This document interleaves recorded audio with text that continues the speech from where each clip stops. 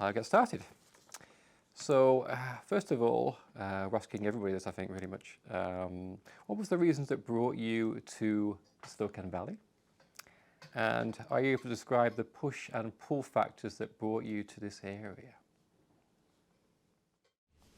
Go ahead, honey. You can start. Well, I came here with a group of people in March of 1971, and we were just kind of coming to visit for a couple of weeks. And Canada had looked good as an alternative to going into the Vietnam War for most of my male friends. And my husband had a teacher from high school that had moved to Silverton, so we came up to see him.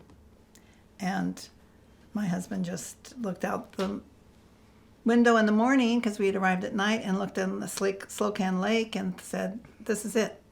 This is where I want to be." So we ended up staying, more or less. That's how it happened. Right? And it was totally new experience for me, and I didn't really come here with an intention to move back to the land or anything like that, but I did think it would be interesting to grow a garden, so we started studying that, because I had never, and the people I came with, we had never grown a garden or grown up with a family that did grow a garden. My mother had flowers, but no food, and so I feel like I kind of fell into it. And I had never held a hammer, but we built our home, and so it was a lot of new for me, and not really a decision. I was just kind of was in the right place at the right time, is how I look back and think on it. And I'm really grateful. I think you had a little more intention than you were coming here. What about you, Richard? Yeah, the push and pull and how we ended up here. Well, I was born in Toronto. My parents were both born there. But in 1960, my father was working for a U.S.-based company, and so we moved from Southern Ontario into the U.S. In January 1960. And I, at that time, was in grade 7. And so I went to high school and university in the U.S. And my parents, after 5 years, we lived in upstate New York and then northeastern Ohio. And my parents became U.S. citizens, and all of the kids in our family. I was the oldest of. Well, when we moved, we had 5 kids. My mother was 8 months pregnant. So all the kids under age 16 became U.S. citizens with my parents when they did. I was the only one who was older than that. But nonetheless, by virtue of being in the U.S. as a registered alien, as they referred to us, I was subject to the draft. I couldn't join the Peace Corps because I wasn't a U.S. citizen, but I was subject to the draft. And I took a break from university at one point and got called up for a physical right away, and then immediately enrolled as a night student in the local extension center of Kent State University, and to keep that deferment. But then in 1969, I got a bachelor's degree, and at that point there were no deferments for education beyond that. They were just taking everyone they could. And despite my best efforts, I had passed the physical for the draft. And so that summer of 1969, I went with a couple of buddies. We were going to some musical events, and we went up to Toronto to the U.S. Embassy, and I turned in my green card there, and told them they needed to let the draft people know, because I was at that time classified 1A, which was top of the list. Anyway, So I had decided to return to Canada. I was, I was a university student in the late '60s in the U.S. It was a very volatile time. Was involved in anti-war issues and civil rights was a big, the whole movement for civil rights down there was a big one also. And I had Canada was my place, my home place. I felt, we visited up here often, had lots of family up in Canada and so forth. But at that time in 1969, I had nothing happening in Canada. And so I immediately just went back across the border with my buddies that I was with, but determined to head for British Columbia. And I would mention too that it was a difficult time, and this I think was true for a lot of young men in the U.S. In that situation. My father had served in the Second World War in the Canadian Army, and he felt and expressed to me that, son, it's your turn here. But we grew to appreciate after the fact that we were dialed into two completely different perspectives on what was happening at the time with the whole Vietnam situation and so forth. And but it was a difficult time. My father at that point essentially just said, "Well, you're on your own. If that's the way you want to go, you're on your own." So. For the next couple of years, I essentially lived with friends, rural situations on a small farm, and then in a large communal scene in Sonoma County, California. And then in the summer of 1971, when I had just about earned enough money working in orchards, and I had an old panel truck, and I was ready to head for BC. I met with a couple of FBI agents in the post office in Bodega Bay, California, who had been kind of harassing my mother. "Where's your son?" And it turned out I'd been drafted 3 times and never shown up because I wasn't even aware of it.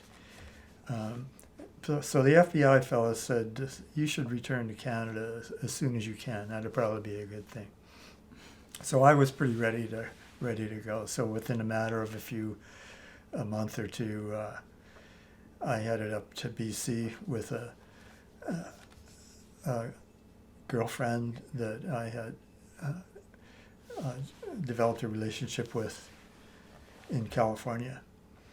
And so we went to Vancouver because she had a family friend there who was on the faculty at UBC. And her brother had told us, "Yeah, you should go see Paul. He'll have some good direction for you." So we met with him, and it was good. And he had a place near Nakusp, BC, and he said, "You guys should go check it out there." We were pretty footloose, and so we said, "Okay, that's." Sounds like the best offer we've got going." So we headed for Nakusp, BC. We turned up the Slocan Valley and picked up a hitchhiker. And as we came through the tunnel that used to be at the south end of Slocan Lake, and it opened up onto the lake and the mountains. This was in early September. I was just blown away by how beautiful it was. And I turned to my partner and said, "I don't know where Nakusp is, but this is really beautiful." And I turned to this girl that we had picked up hitchhiking and said, "Do you know of any places around here, inexpensive places for rent maybe?" And she said, "You should go to Hills. I think you might like it in Hills." So we dropped her off in New Denver. I think Richard looked like the archetype hippie. He did when I first met him anyway. Yeah. And so yeah, drove into Hills. Saw a couple of guys on a porch there, right on the entry to Hills, and so stopped, and they looked like kind of kindred spirits. And walked up and introduced myself. Hi, my name's Richard. My name's John. Yeah, my name's John too. And my name's John too. All three guys named John. I thought maybe every guy in Hills is named John, and I'm not sure. So anyway, one of those fellows was Evelyn's first partner. Another one was John Herman, who still lives in Hills with his wife. And the third was the other fellow named John, who had a piece of land in Hills, and he was interested in having a cabin built. And I had built a little cabin down on this communal scene in California, and felt like I could build another little cabin. And so that evening we kind of talked it out, and he said, yeah, if you want to build a little cabin, you could stay for the winter. And I think by the next evening he had said, yeah, well, if you build that cabin, you can stay here the rest of your life. I think it's I think it's going to work out.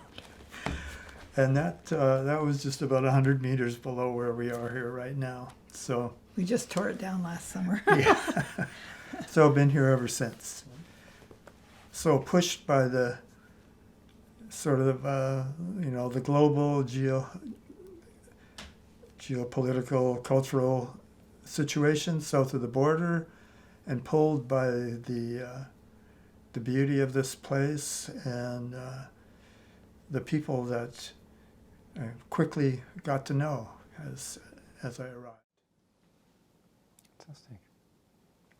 Okay, great. So I'm going to move on. So just a little bit about what sort of aspects of the counterculture movement in the Kootenays you were part of. What sort of areas did you get involved with there? Could you elaborate there, please? Well, I got involved in the alternative school that was started here I think it was started in 71 and or 72. Here in Hills it started with some parents who wanted to start a school. John Herman was one of them, and it was parent initiated and started as a preschool, but they wanted to keep it going as the children got older. And I was a preschool teacher. I had a master's in education, and they asked me to be the teacher, but I had just got a job offer in California, and I went back with my husband. They said he could be my assistant, and we went back for 9 months to earn enough money to buy this property that we're on right now. So we did that, but I said I'd come be the teacher the next year. So they ran it by themselves pretty much the first year, and then I started being the teacher. And we moved the school to Roseberry. One of the parents bought a building in Roseberry where we had the school. So I was involved in the school and then in gardening and yeah.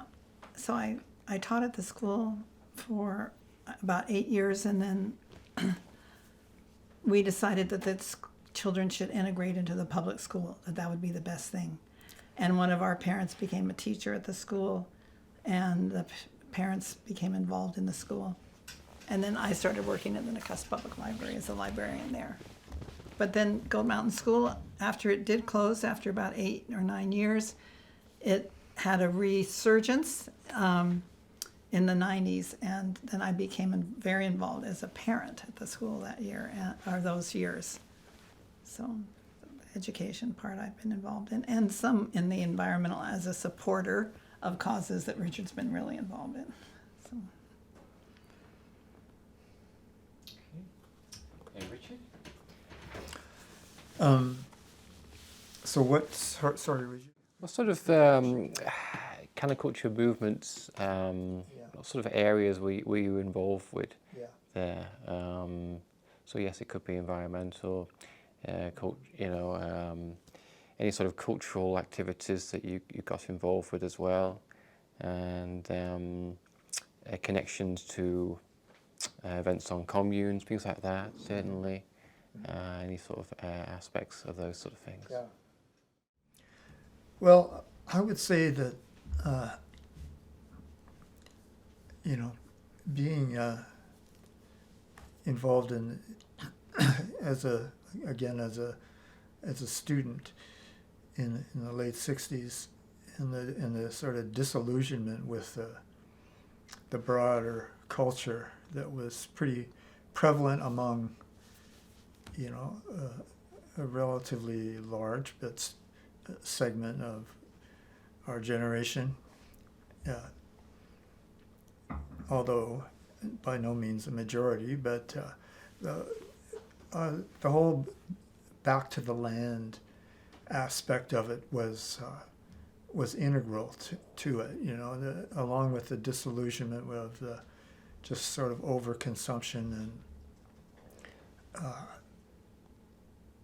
rat race kind of lifestyle and war to defend it, and was left us all looking for something which we could feel more comfortable with and have some faith in, and was more aimed at healthy life rather than waste and death, I guess, to put it crassly. But so I think that was at the heart of our interest, a broad interest in environmental issues for a lot of us.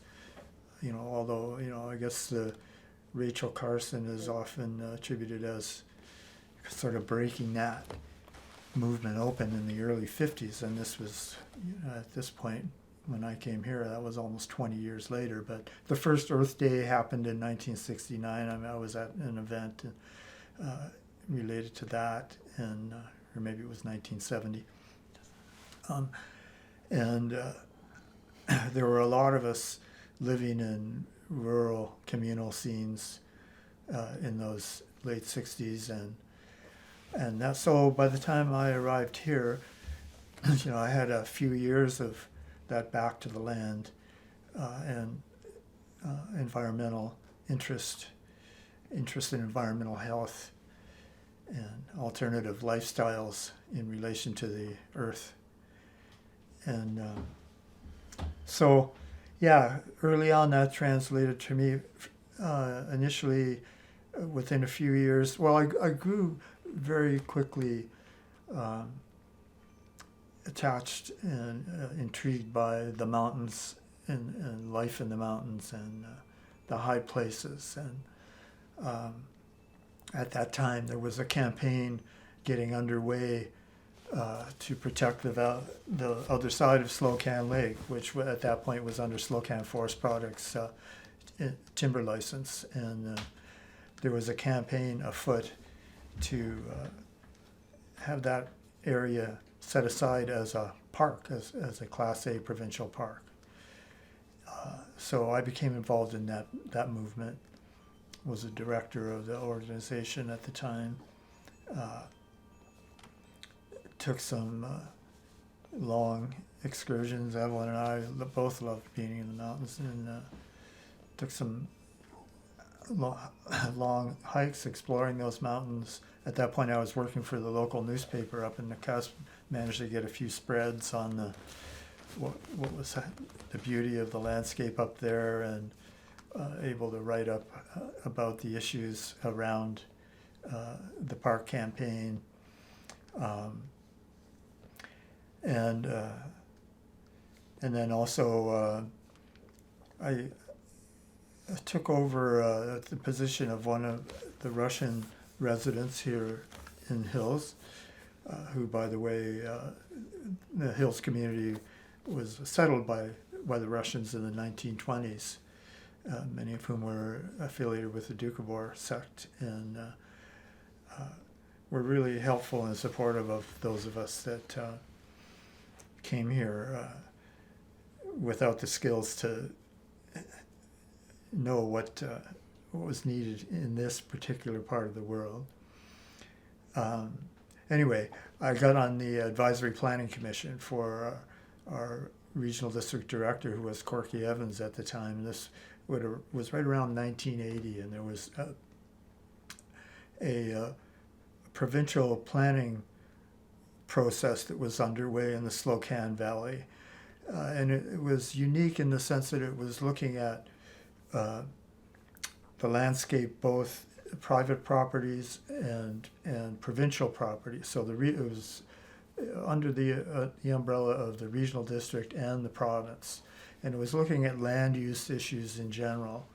At that point already, the notion of logging in these little domestic watersheds, which the Slocan Valley being a steep-sided mountainous valley, most of the people got their water from streams and creeks flowing down the mountainsides. So that was one of the issues that was under consideration in this project. And as well, the Valhalla Park situation was under consideration with this project. And I think one of the key things that contributed to the park proposal was an economic analysis that was done under the umbrella of this project by provincial economic consultants to the government, and they concluded that in fact that area would be more valuable in the long term to the community as parkland rather than as a logging area. So that was, and this, our Advisory Planning Commission was steering that in a way because of the partnership between the regional district, and it was a regional district level Advisory Planning Commission. Yeah. So, so that campaign, of course, for the park was much broader than that as well. There was a whole organization behind it, and a lot of people were finding ways to support this proposal. So that was a wonderful turn of events when that park was established. Then shortly after that, Evelyn and I both got involved in the watershed logging issue, and an organization was pulled together called the Slocan Valley Watershed Alliance. And it was made up of a number of local groups essentially from, I'm going to say 10 or 12 different watersheds, small watersheds like Hills, Winlaw, Passmore, all up and down the valley, headed up and inspired by Herb Hammond's work. Herb was a forester who settled in the valley and was really on the leading edge of forestry planning that looked at, well, as he would put it, the first thing you have to establish is what do we need to leave in the forest? And once we get that sorted out, we can figure out what we can take from the forest. It was a really different perspective than the timber bias that was really controlling the forest management agenda of the day. And there was a real threat to people. The clear-cut logging that had happened in the Slocan Valley beginning, I believe it was not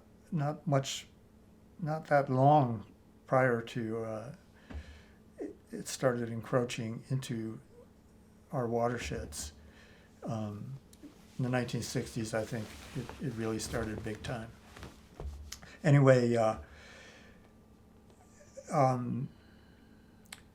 that was a long-lived campaign, 10, 15 years, I would say.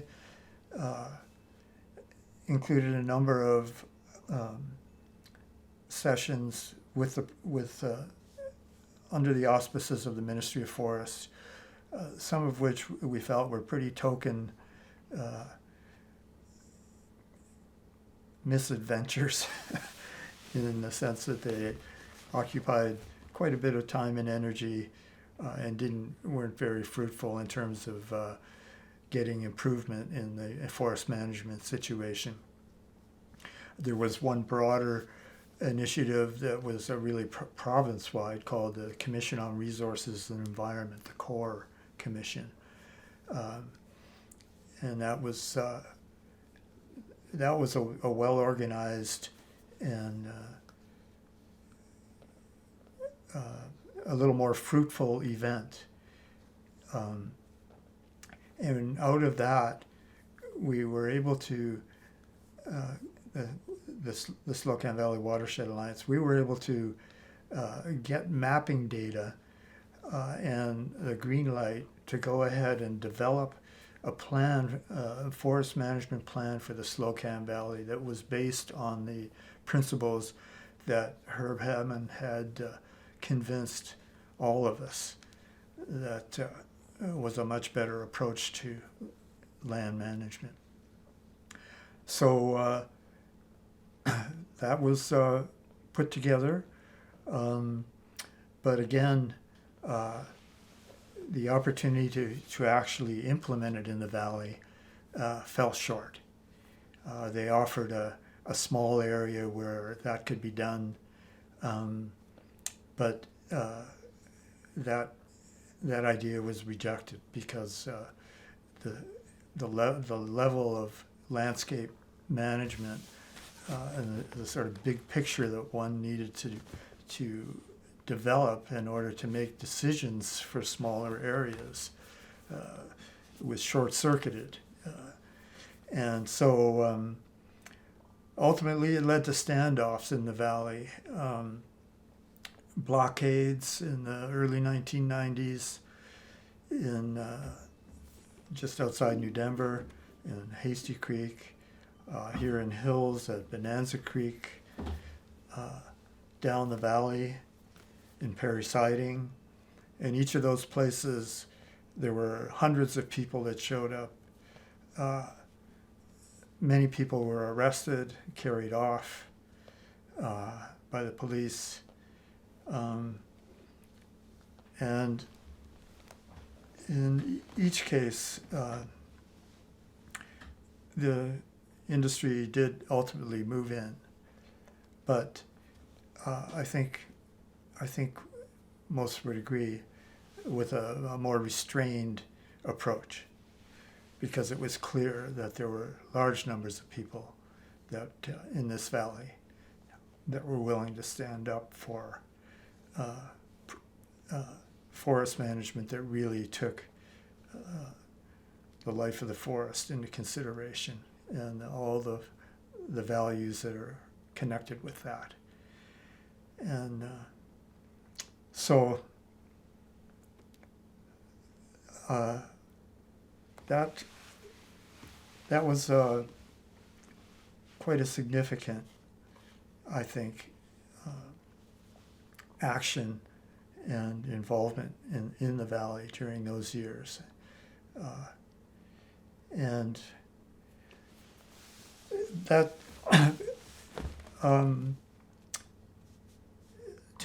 faded out, I would say, in the late 90s. You know, we had done everything we could, and at that point it was more or less up to individual watersheds to take it on with the backing of others as needed, so to speak. So for me, I got involved then with trail issues, going back to our enjoyment of the land and appreciation of the wildness of it, and what as we came to learn, the Slocan Lake drainage is one of the few intact drainages of of any size, especially where there is settlement, that's a free-flowing ecosystem, water-wise. No damming. The lake water, you know, we've always heard you can drink it, you'll be okay. The streams that are flowing down our mountains, despite a lot of logging in the back country, the streams are still the water source for the majority of the people in the valley.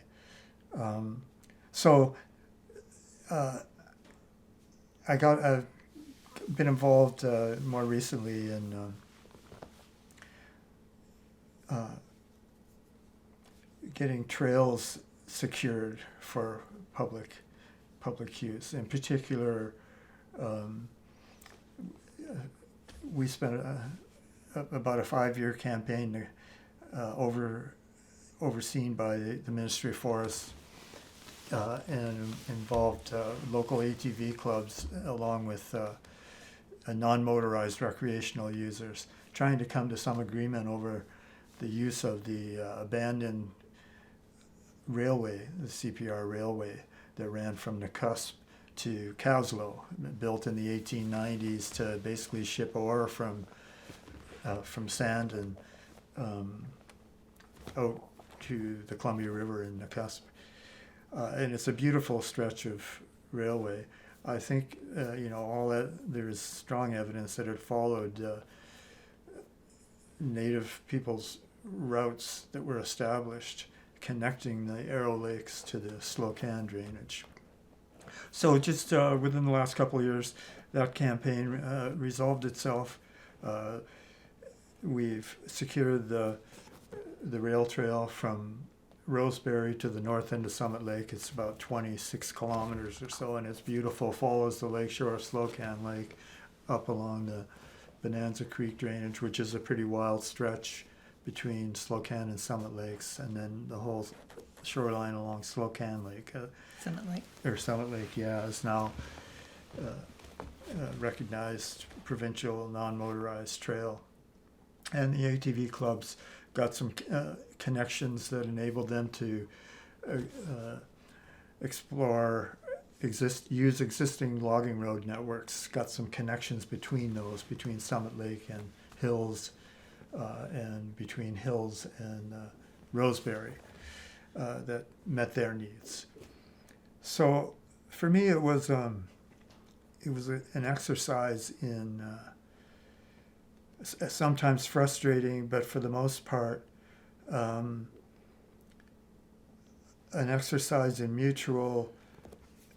coming to mutual understanding between some disparate and points of view,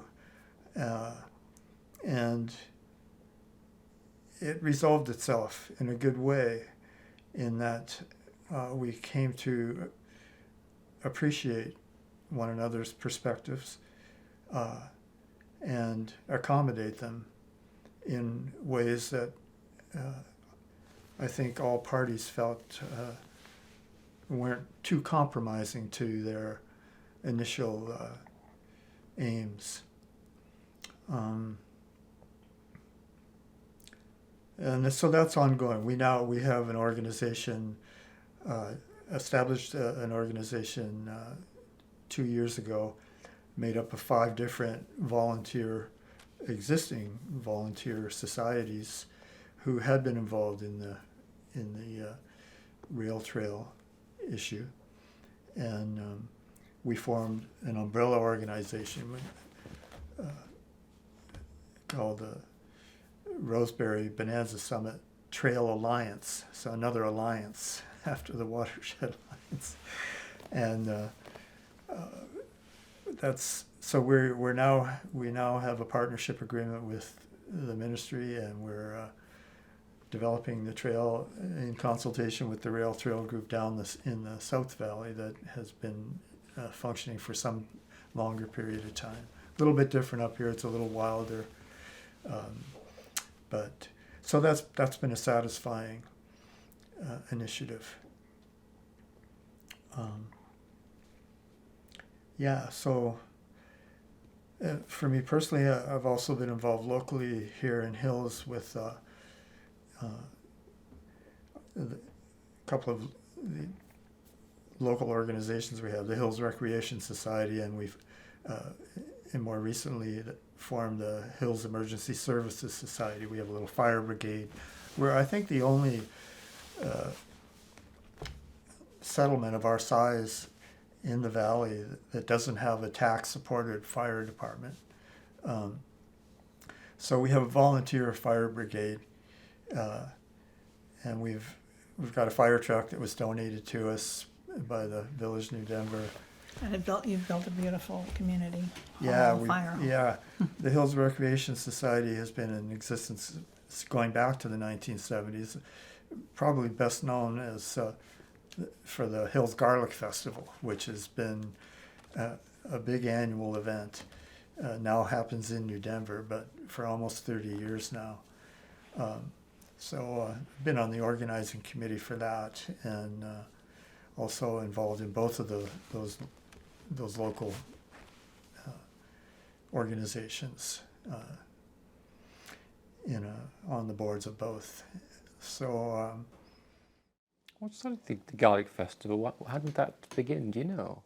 Yeah. Well, it started as a community picnic, and we would just each brought our own favorite garlic dish, and then it became pretty popular here, and we started, I think, we had music one year, and that kind of upped attendance, and then we started having vendors. I guess people started selling their favorite garlic. Well, we had a couple produce. of people that took an interest that weren't even Hills residents. Yeah, Andy Rhodes was one of them. Yeah. And at one point we had the CBC came here.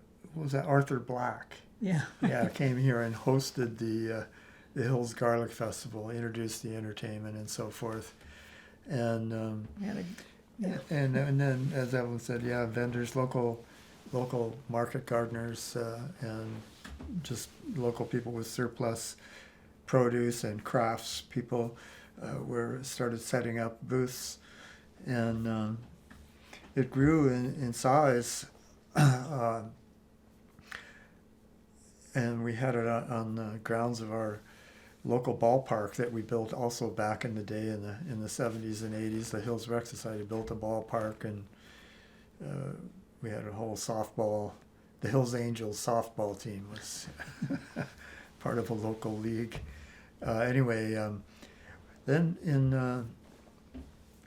the early 2000s, we had a grass fire that broke out in a dry summer that really scared us. It was just a couple of weeks before the Garlic Festival was due to happen, and our grounds were just tinder dry. And so we approached the Village of New Denver about it, wondering if we could maybe set up in the Centennial Park in New Denver. And the mayor Gary Wright said, well, he thought that sounded possible, and he talked to the council and got back to us, and yeah, go ahead. We think that's going to work out. And so that's been now probably close to 20 years that it's been happening in New Denver now, and it's by far the largest event that happens in New Denver. New Denver goes from a town of three or 400 people to hosting in recent years a solid 5,000 people for that day. So it's a good thing we don't have it in Hills anymore. Yeah. And the parking was becoming really unsafe. And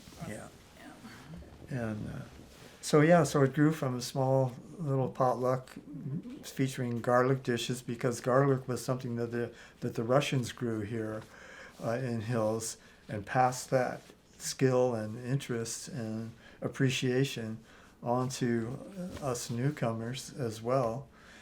And so a number of those in our generation here pride themselves on their garlic crops, and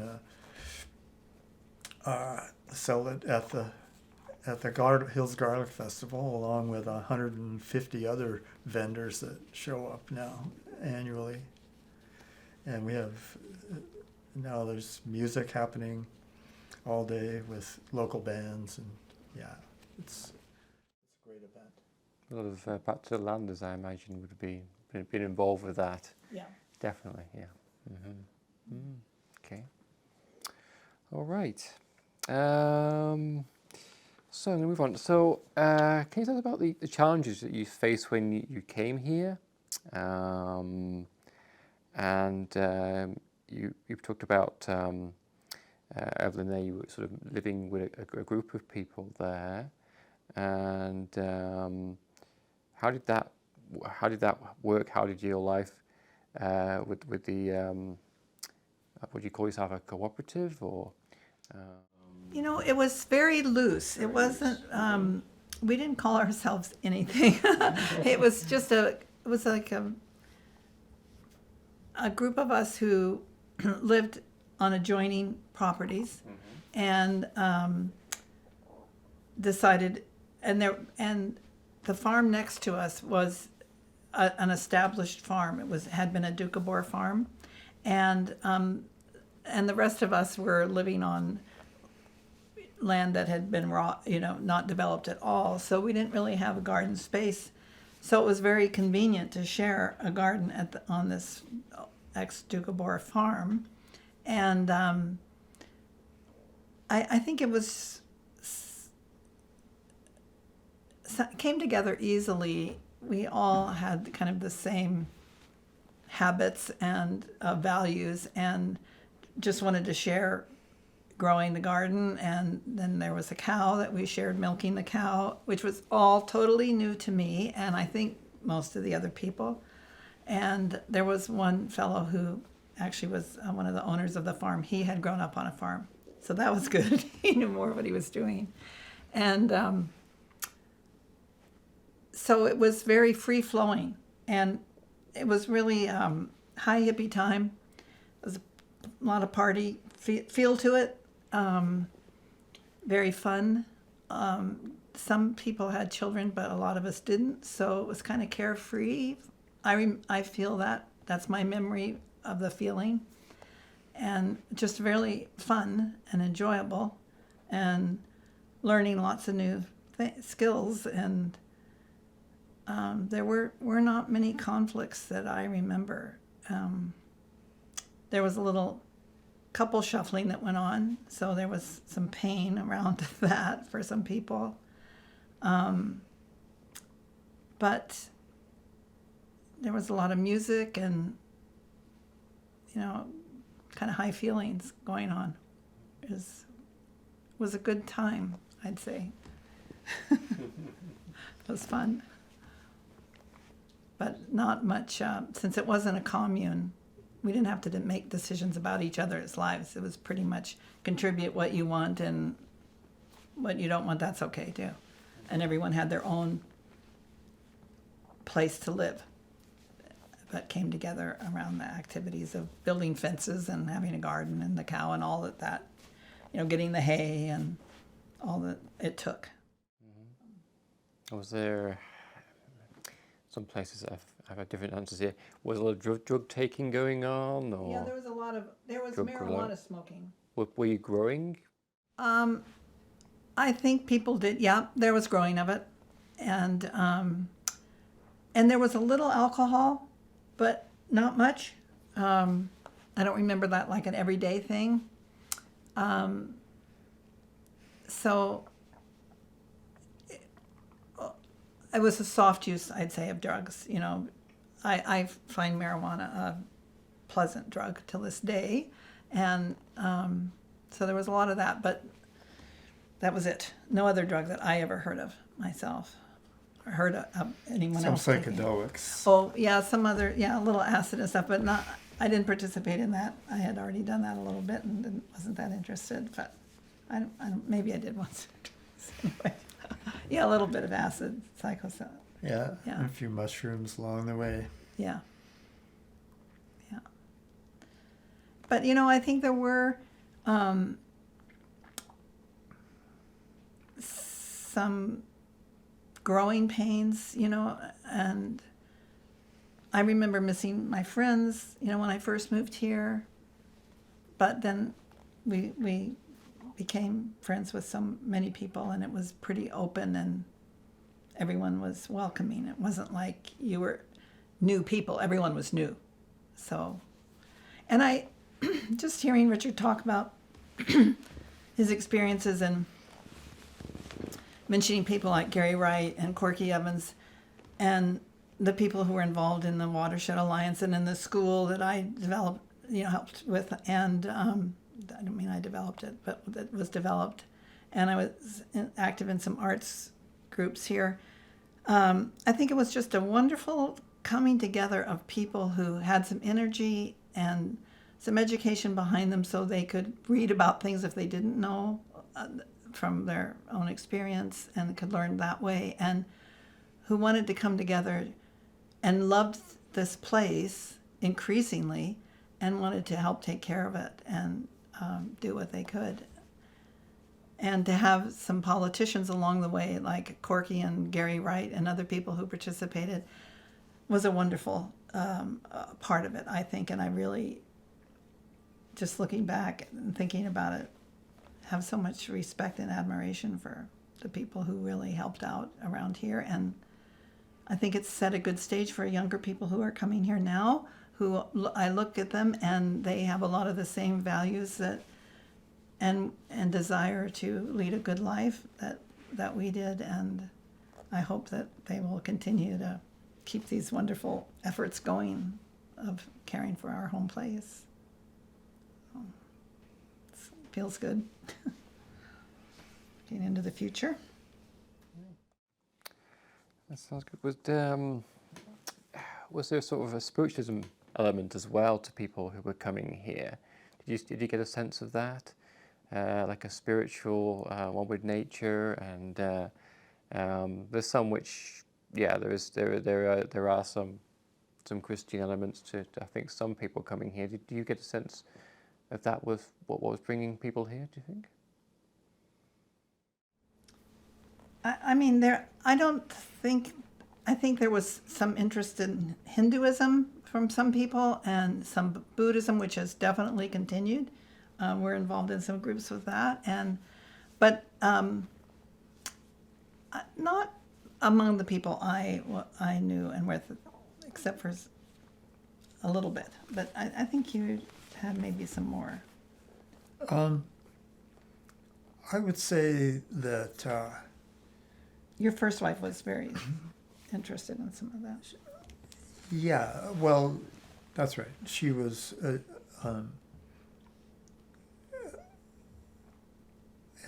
devotee of a Hindu teacher, as were many at the time in the early 70s. Meditation was a part of a lot of people's lives, even in our neighborhood, and was in my wife's, yeah. And continues to be for many of us. And a lot of it is, I think, related. It's a more nature-oriented, I would say, seeing oneself as part of nature, and tied up in a big way with the values around environmental concerns and the health of the planet, and how if we want to have healthy lives and for ourselves and our children, well, we need to have a healthy world because it's all so interconnected. So those are spiritual values, I think, mm-hmm. And I think are shared widely by those of us in our little cultural niche, although they don't fit the traditional organized religion definition of religion, of spiritual life, perhaps, but are definitely part of the core values for for many of us. Yeah. I think almost every one of us probably had read Be Here Now by Ram Dass and, Yeah. Kind of attuned to that. Yeah. And the Beatles and the Maharishi. I mean, it was all happening, that whole connection with sort of the North American counterculture, if you will, and Eastern religions were happening. Those connections were establishing themselves in the late 60s and continue up to this day. There's a whole Buddhist tradition now in North America that has its roots to young North Americans going over to Asia in the U.S. Peace Corps and others, just seekers. That has continued, and those influences, I think, are part of the spiritual background for a lot of us. Cool. Okay. Did you have any connections with people from other intentional communities, maybe outside of the counterculture movement? So you mentioned the Doukhobors or the Quakers in Argenta, where we find some similar values, I think, among all these groups. Did you have much connections with these people? We did with the Doukhobors who lived here in Hills. They were very welcoming to us and really friendly and helpful. Yeah, and shared core values, toil and the peaceful life. Kind of defined what we were looking for as well, right? A simple life. What does it really take to meet one's needs and be respectful residents and stewards, on the earth?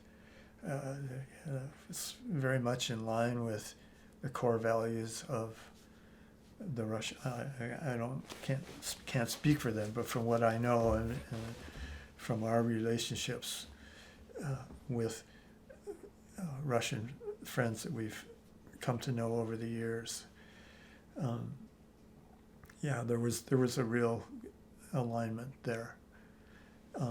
The Quakers in Argenta, we never had any personally any real interactions there, although we knew that community was there and again knew there were shared values there. And when we were having our land use issues over here, there were people from the Quaker community in Argenta that came over and participated because they too shared the values that we were defending. I just found out a few years ago that my grandmother her roots were Quaker families and was a Quaker family in Pennsylvania in the U.S. who came up to Canada in the early 1800s, and so I wasn't even aware there was a Quaker connection there. But Probably like that. yeah, it felt good. I respect highly their perspective. There were no connections to the Friends school though in Argenta at all. Not personally. No. Okay, cool. All right. Can I ask about? Did you face opposition from local people when you moved into the valley? Have you got any examples of any opposition you may have met from some people here? And there are some stories, and I've uncovered things on the D Squad, who were looking at people who were involved with the Sons of Freedom protests and looking for connections between the counterculture movement and the Sons of Freedom. And the FBI as well also were looking into the area, looking for people who may be trying to usurp American society there that may have come to the valley. Do you have any connections to any of this? No, we haven't. And I never felt that I could have been just totally unaware, of much bad feelings from anyone in the towns towards us or me, except I know when we were winding down Goat Mountain School, I thought I'd always loved libraries and thought maybe I'd like to work in a library, and there's a reading center in New Denver. So I went to offer to volunteer, and they said no, they didn't really need any volunteers. And I said, well, if you had more volunteers, maybe you could open more. No, that's okay. And then they said you'd have to join the Women's Institute. This is run by the Women's Institute. And I said, well, maybe I could do that. No, that's okay. I finally got the message. They did not want me. And so that week, Richard, who was working at Arrow Lakes News, wrote an article about the Nakusp Public Library and mentioned that that volunteers helped out there. So I went up there, and they were welcoming from the minute I walked in. This was in 1979. And after volunteering a couple times, the librarian told me she wanted to retire and had been waiting for someone who might want to do that. And there was a course you could take through the government, a correspondence course, to become a librarian. And I said, sure, I'd love that. So that's what I did. I took that course, and I became the librarian there, and was there for almost 30 years. And it was a wonderful job for me. But that experience in New Denver at the Reading Center, which has changed now, and they are very welcoming to volunteers, that was my one experience of thinking, okay, I think they see me as a hippie, although I think I was nicely dressed the day I went down there. But anyway, that was the one time I felt some discrimination, I guess would be the right word. But Yeah, just hearkening back to the first fall that I was here,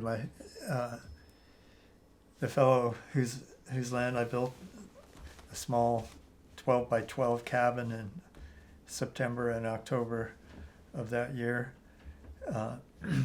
I started helping him with his job that he had with the Silverton store, which was unloading coal cars and delivering coal to people in New Denver who were burning coal for their heat source. And so we would shovel coal out of the coal car into wheelbarrows and wheelbarrow it into a pickup truck and drive the pickup truck to somebody's house and shovel it through their coal chute into their basement. And by the end of the day, we were pretty sooted up, and we would go to the New Market Hotel in New Denver, which was this beautiful old hotel kind of right down near the lake with windows all around it, built in the late 1800s, I'm quite sure. And so there were a number of tables in there, and so there would be all the guys working for the highways department and the miners from the mines, and guys working in the bush would come in after work for a beer, and then maybe over on this side there was my buddy and I, and tables of others in our generation who had recently arrived and were coming in at the end of our workday, and there was a sense of looking across at the other guys, and there'd be a few wisecracks being made and this and that, but it was friendly banter. However, at there was a hotel in Silverton that we would occasionally go to the pub there as well. Also a beautiful location. That one is still standing. The old New Market burned down, but that place was run by a couple, owned by a couple that were a little more upfront in there.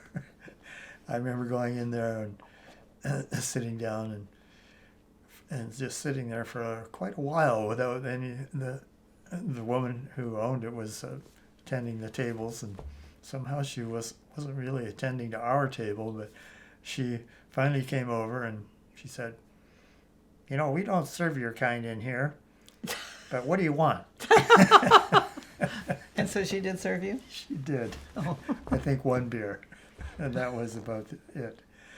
So, you know, that just, there was, I think, you know, we were a little bit wilder bunch than the Doukhobors. God bless them, were their own people and had their own ways,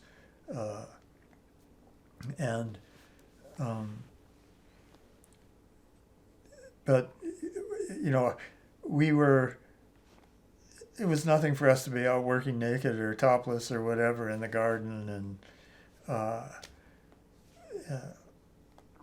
and we were all kind of wild looking and smoking pot, and so, you know, there are aspects of our little culture that were so, you know, a little bit hard to take, or you know, at one point my father said to me, this near the end of our relationship before I left and came back up here,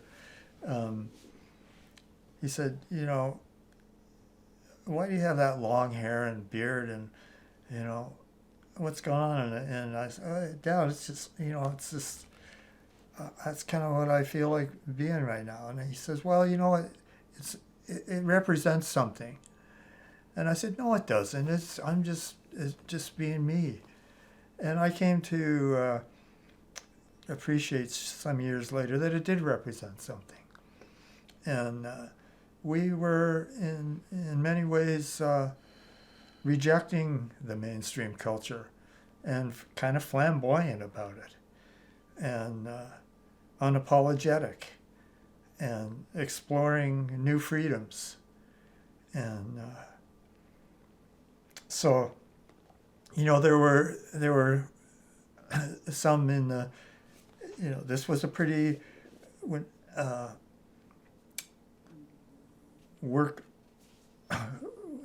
would you say, working place, working persons, small communities here. Yeah. And so, yeah, I think it was a bit impactful on some people. For some people, it was easy to accommodate, and others it was a little more difficult to accommodate.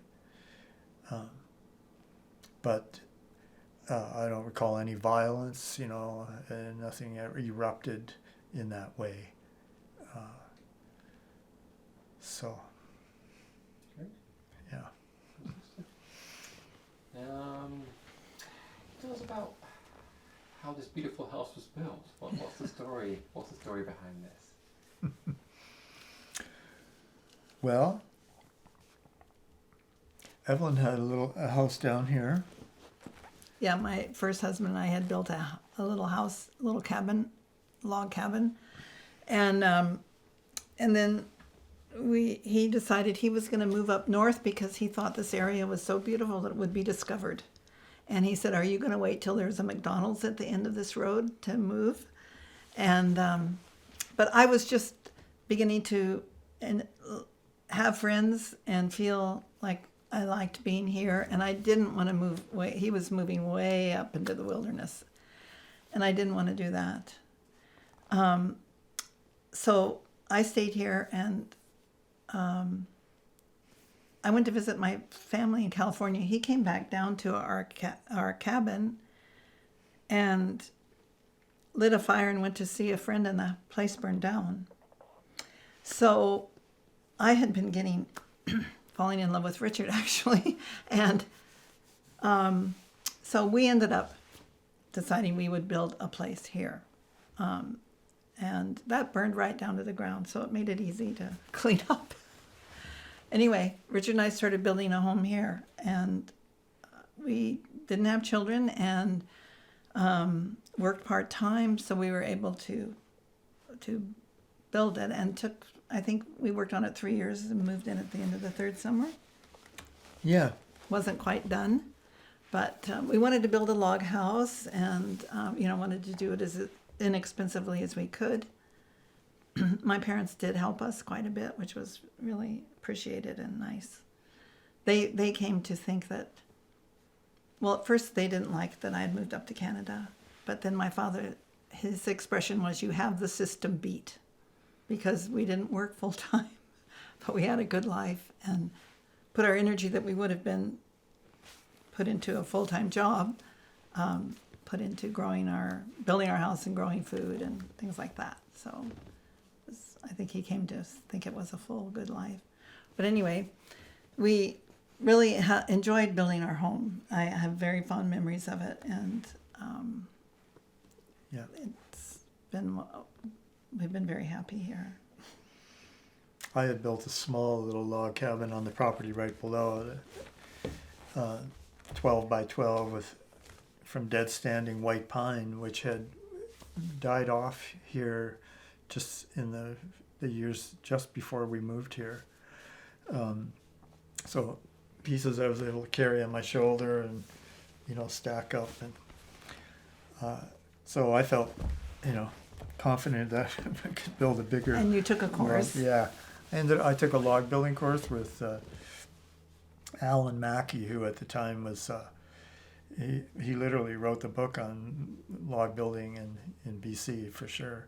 And offered a number of different courses where someone would offer their property to get a house started. And so Alan would run a course, and a few of us friends from up here went down to Salmo to help build a house down there with him as the instructor. And at that point I had a model I'd built a base and had a model of what we had thought we wanted to have, and I took that with me, and he gave us some good ideas. And A little doweling for the logs. yeah, half-inch doweling, half-inch to the foot scale. As Evelyn said, we took our time. At that point, I started tree planting, because it was a great gig to go off for a few months in the spring and come back with a pocket full of money and time to work on this project. And so over the course of 3 years of doing that, and with some help with our friends for sure at points along the way, we were able to put it together, and without taking out any mortgage or loans or anything. That's another aspect, I think, to our arrival here, was that land was really within reach. The cost of things were really within reach, even for those with limited means. This 10 acres was $2,500. So I was able to make that money going down, to California, worked for 9 months. And so that's so different than now. Yeah. And I just saw the other day, we had a binder that we kept all the expenses of building this house, and it was about $30,000. So, yeah. Again, it's kind of reasonable to spend over 3 or 4 years of time. And I would say that's a concern that we have, just especially now in the last few years. Land prices have escalated so much, for the younger people to do what we're able to do. We were very fortunate. I think those times allowed us, those times and the economic situation allowed us to do what we did. and more challenging now for young people, I think, for sure. So, but having said that, there's still a lot of young people moving into the area and finding their way. We've been here for most of our lives, 50 years, over 50 years, and love it here. And others have come and gone, come and left, and I think the valley has a way of the expression that we've often used is, if you like this sort of thing, it can be a wonderful place to be, and people find a way. And you can be here without, if your aim is to earn lots of money and have a grand place, then probably this isn't the place to be. But if your aim is to live a relatively simple life and enjoy make your own fun, so to speak, and enjoy the natural beauty that surrounds us here, then you probably figure out a way to do it. Cool. All right. So Evelyn, I'm going to ask about the school, really, and how it sort of differed from a conventional school in terms of running, maybe what was taught. I don't know how discipline was exercised. How was it managed? Well, it was a parent cooperative, so very much parent run, and so you had to be helping out. It wasn't where you could just send your children. And we were fortunate to have one of the parents had some money, so he bought the school building that we used, and the government was provided, and they still may do this, I don't know, money every month per child that people had. So that's what we used for tuition. The parents would give that money to the school for tuition. So it paid the teachers' salaries, and we didn't make very much, but that was okay. It was child-oriented, as I think was the term used at that point. So children had the freedom to decide what they wanted to do that day. When we would have out the materials and projects on offer, but it was up to them to decide what they wanted to do.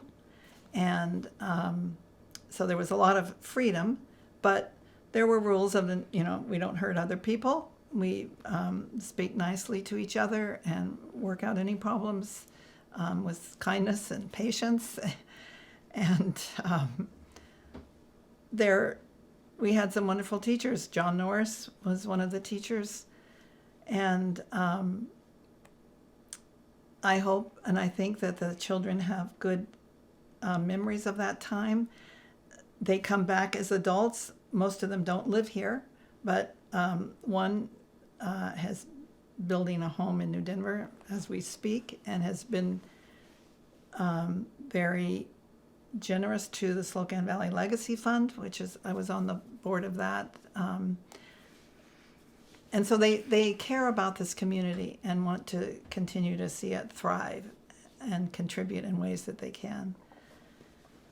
But anyway, it was the school was pretty.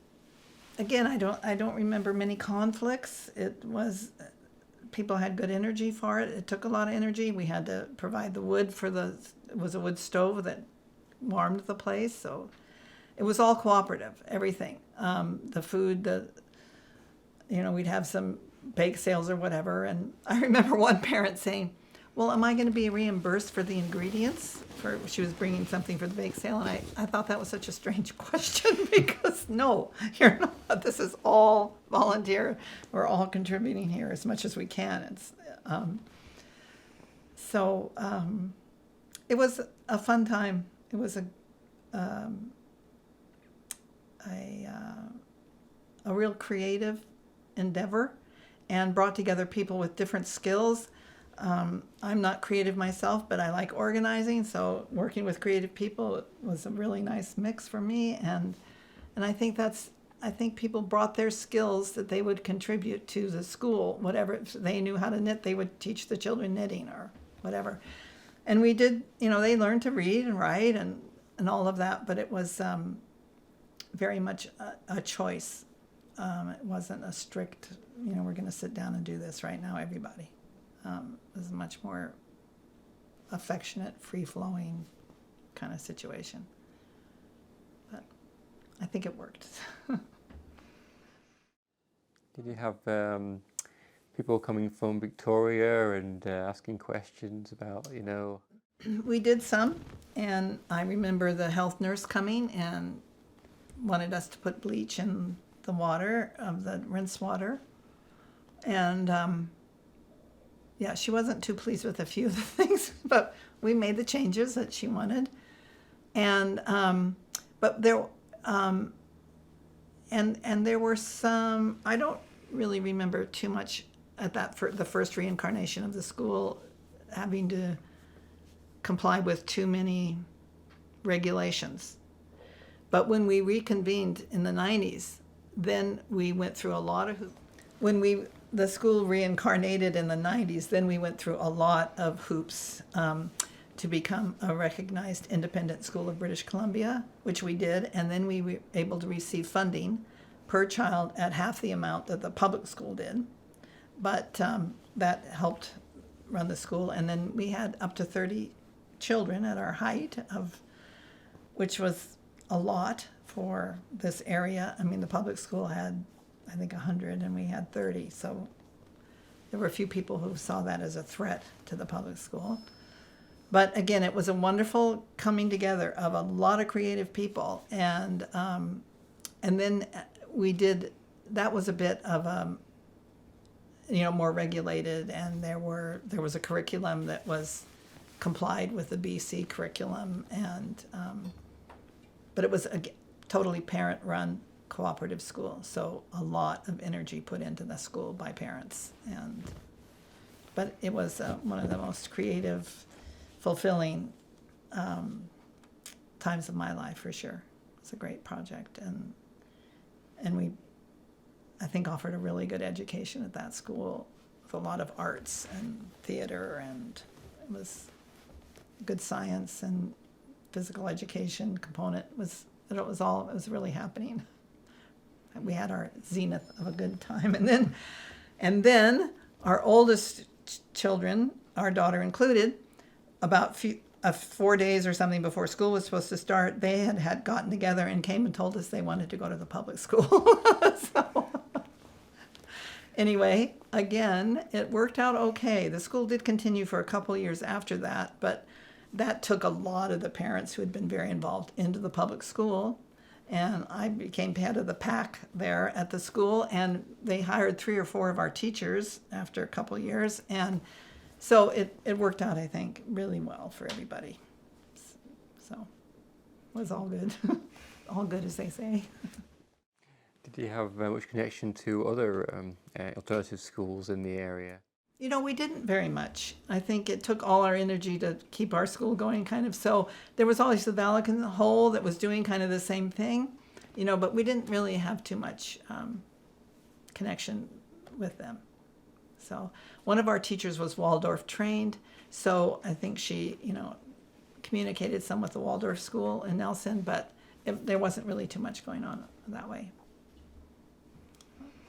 We tend to be a little more isolated. I think it's just the distance, really. But, from Slocan south, there's real connections to Nelson and Flow. And we might go to Nelson 4 times a year, 5 times a year, something like that. Yeah. Not very often. So we have a lot of friends down the valley, and a lot of joint good times over the years, and connections.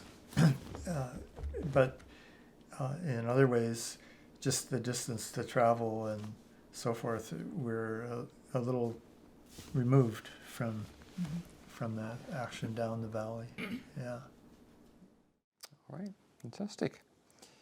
Can I ask how you think the Goat Mountain and alternative schools have affected education generally in the Kootenays? What's the sort of legacy that has been left by this movement of alternative schools? Well, that's a good question, and I don't really know, except like when we did disband, a lot of the kids went into the public school. Our teachers did. There were 3 teachers that were hired there, 3 or 4, and one got on the school board. So I think we did influence that school, the people, not our school so much, although it was seen as a threat for a while.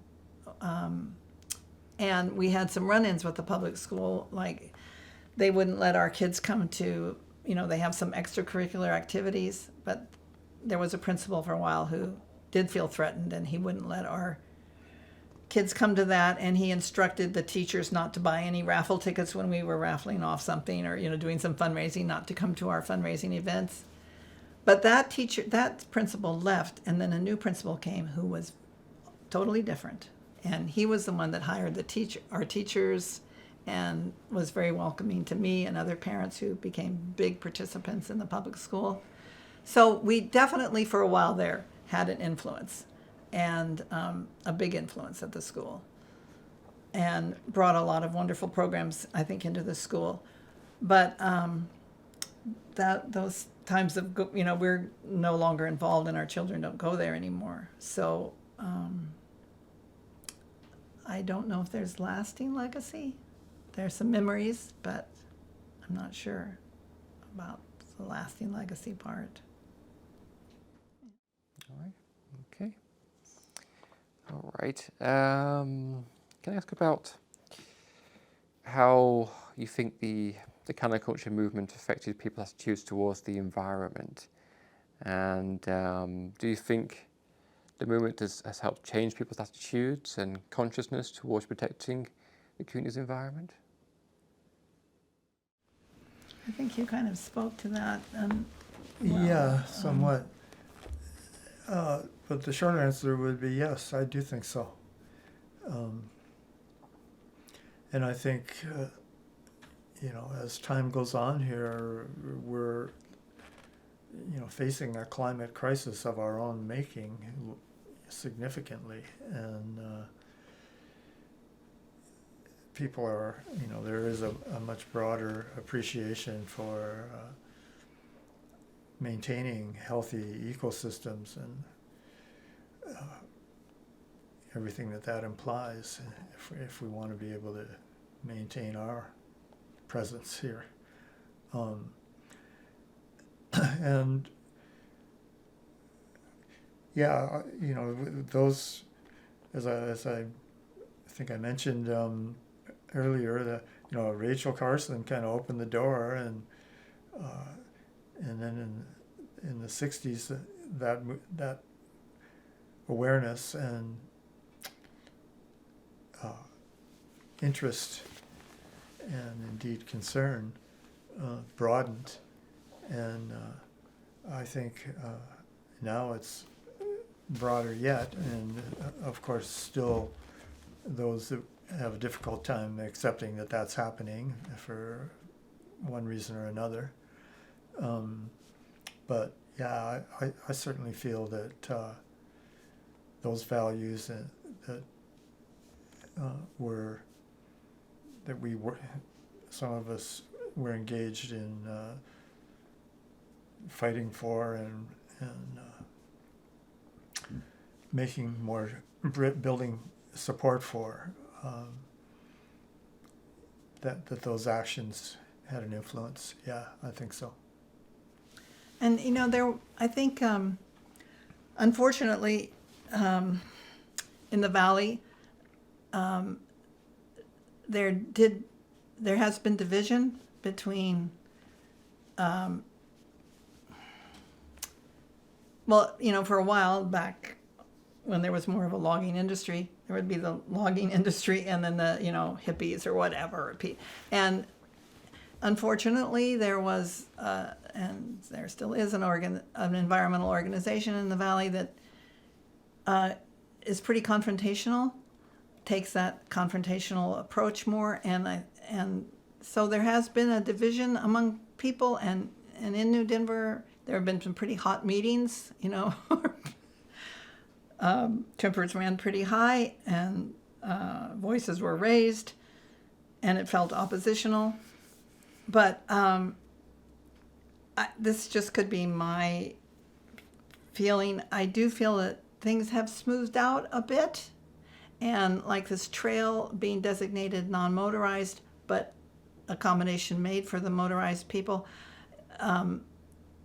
or supporters, that those kind of projects help heal some of those divisions, and I think that division is smoothing out some, although people continue to squabble and take sides over different issues. And in a small community, I feel that's pretty unfortunate because we live in this beautiful place and have so many blessings.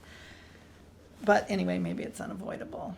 But it's not, there are never guns drawn or anything like that. So I guess it's just part of democracy. Is a messy business sometimes.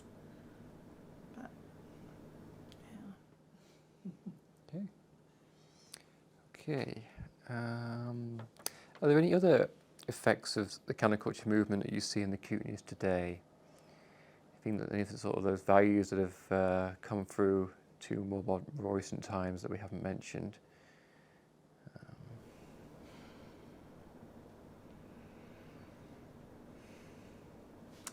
Well, I think it still continues to be a place, if you are of the counterculture or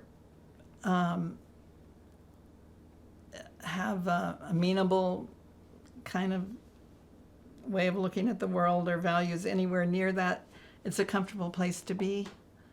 I look around and, there are people there are a lot of kindred spirits around, and it's a pretty casual place to be. There's not a lot of stratus in the society, when you go down to visit when I go down to visit California, for example, people live in a pretty much same community, of economic situation or whatever. And what I like about here, there's not too many real rich people, or there are some poor people for sure, but we're pretty much the same. But there is diversity, and we commingle, and but I think it remains a counterculture. The counterculture is pretty strong here, I'd say. Don't you think, Richard? You feel that way? Yeah. For lack of a better term, I guess. Yeah. The I don't know who coined the phrase counterculture, but we tends to identify us, I guess, back in the day.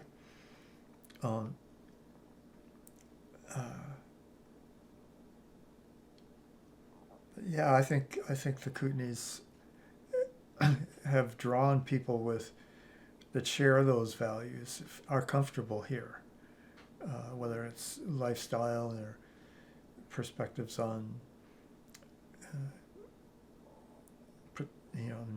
values,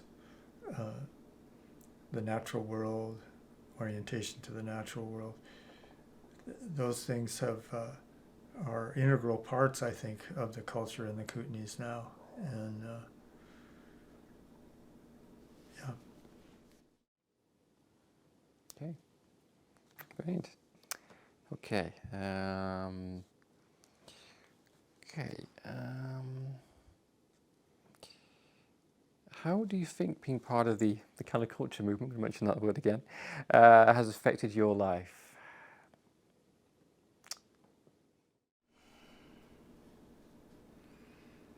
Well, I think I've had a really interesting life. And I remember sitting on my parents' patio, and they had a beautiful home and beautiful patio. And I remember sitting there thinking, okay, I have the whatever qualifications to do this kind of life, to replicate this, but I don't want to.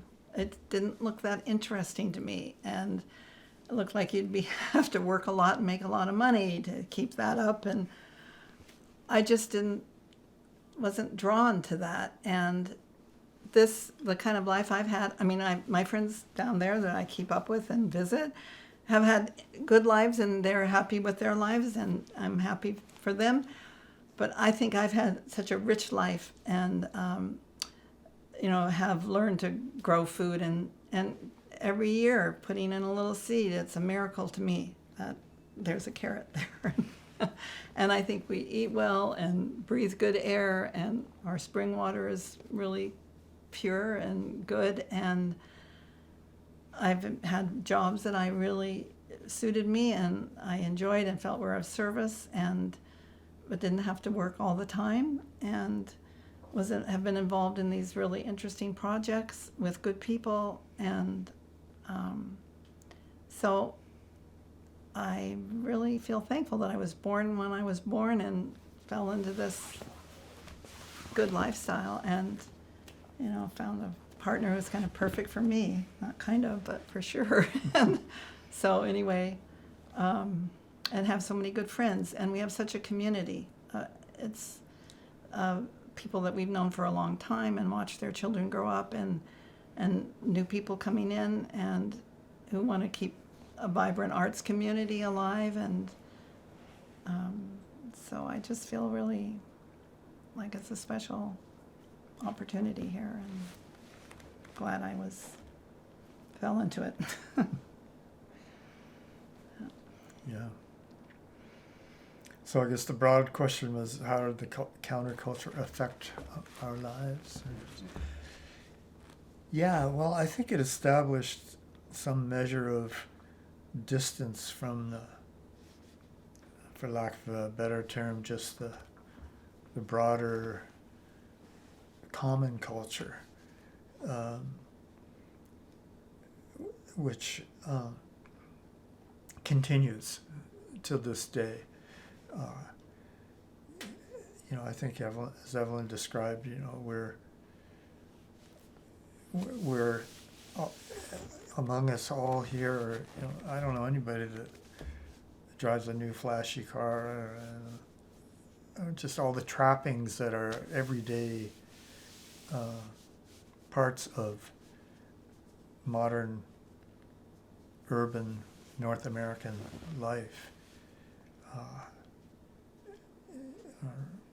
aren't important to us, and in fact, Ellen said, I don't want it. We don't. It's not some. There was recently a home in Silverton on the lake that was for sale, and it looked really nice. I said to Richard, we could sell here and move there, because we often think we might need to move into town as we get older, and it was about $1 million. And Richard said, I don't want to live in $1 million home. So I was like, yeah. So there's no. There's some rejection there, that has stuck, and I think it just has to do with the disparity in the distribution of wealth or income, resources in the world. There's so much poverty and people that are barely able to eke out a life, and then there are those of us that are just riding high on excess. And so, you know, that's something that I think we came to, was those seeds were sown when we were late teenagers in the 60s, you know, that sort of materialism and overconsumption and what it was, you know, where it was leading. We could, you know, there were those wise people of the day that were cluing us in, and those attitudes have stayed with us. And Evelyn also mentioned, you know, the having more freedom in our lives, and in a big way, I've come to think that you know, all we really have is a chunk of time. You know, that's essentially what we have as a critter on this planet, and having the discretion over how you use that time is hence a very valuable thing. And we had the good fortune of the time. You know, I think our generation is probably among the most fortunate, perhaps the most fortunate generation to come along. You know, our parents were able to make good livings, and opportunity was there for us, and we didn't worry as 20-year-olds, you know, what's our career going to be. We were just kind of open to what doors would open for us along the way. And had the good fortune where those things worked out. I too had very satisfying work, and we both feel very, very fortunate and thankful for the lives we've been able to lead here. And as Evelyn's father said, you've got the system beat. I don't know, somehow we've been able to live on a relatively a mild level of income and have a lot of, neither of us worked full time at any point in our lives. But our lives have been helped financially from my parents. So Yeah, that's true. not to be forgotten. No, among the good fortune that we've had, Mm-hmm. yeah. So, yeah. I think those of us that have came here at that time and are still here are appreciative of the fact that we've been very fortunate to be in a place where we can set up a place to live that's a pretty tight little circle. You know, our water just comes from up the slope there, and our heat comes from the forest that's here. Our building came from the forest that's here. We've been able to find a way and to learn how one can be in a place and have a relatively mild level of impact and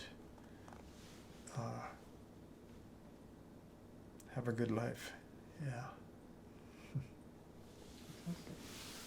That's a good place to leave it then. Okay, All right. thank you.